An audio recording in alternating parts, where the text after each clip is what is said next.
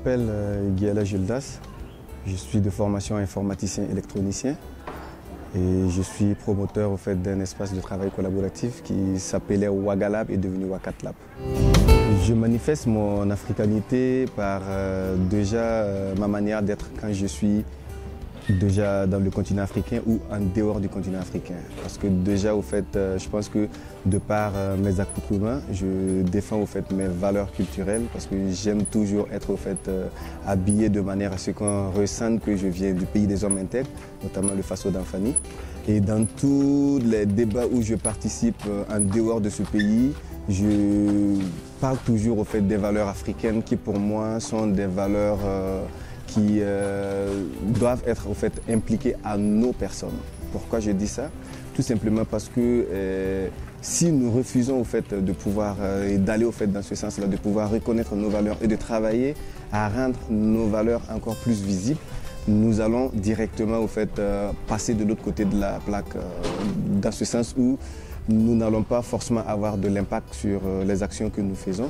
Et si nous remarquons aujourd'hui, au fait, on s'appuie déjà sur nos propres valeurs pour pouvoir développer au fait, une valeur ajoutée sur tout le travail que nous faisons. Donc je le défends partout où je suis.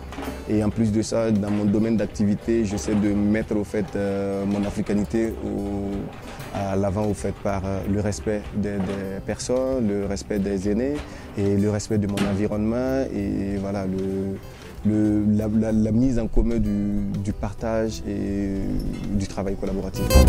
Mon domaine d'activité qui vraiment aujourd'hui est pour pouvoir m'appuyer sur les valeurs africaines, c'est que j'ai monté un espace de travail collaboratif qui à la base au fait, est un Fab Lab, un incubateur et un espace de coworking. Je vous explique au fait.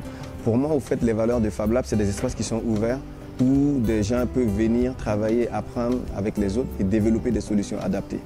Donc je manifeste mes valeurs africaines à travers cet espace en le prenant comme ce qu'on appelait au fait l'arbre à palabre.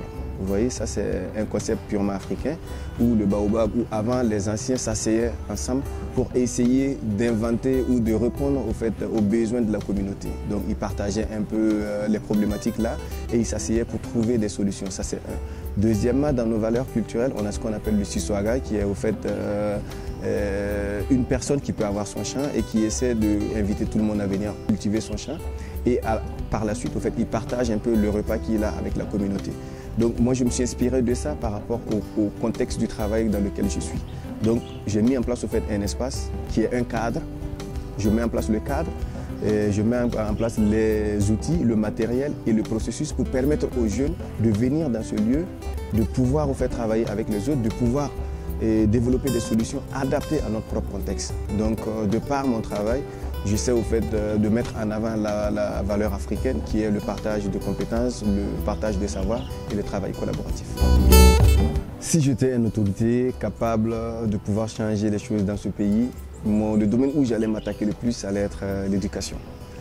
Pourquoi j'ai dit l'éducation? Parce qu'au fait, je constate qu'au Burkina Faso, nous avons un système éducatif qui n'est pas forcément adapté.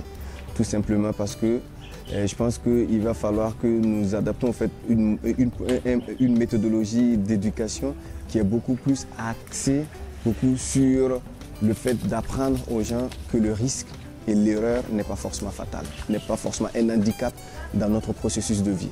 La réussite, l'erreur et l'échec sont trois choses qui vont ensemble. Mais nous avons un système éducatif qui est plutôt un système éducatif qui nous empêche de pouvoir prendre le risque. Alors qu'aujourd'hui, nous devons éduquer les jeunes et nos enfants à ce qu'ils ne puissent pas forcément devenir que des employés. Tout le monde ne peut pas devenir entrepreneur. Mais un entrepreneur raté est un très bon employé parce qu'il a une autre manière de faire les choses. Il a une manière d'aborder les sujets. Il n'est pas assis pour qu'on lui dise ce qu'il doit faire, mais il anticipe et il prend des initiatives pour combler un certain nombre de vies de fait. Et je pense que nos processus éducatifs devraient être de manière à ce qu'on nous apprenne à faire des choses. On nous apprend à prendre le risque. On nous apprend au fait à communier avec l'erreur et l'échec. Et c'est dans ce sens-là que nous pourrons au fait arriver à la réussite.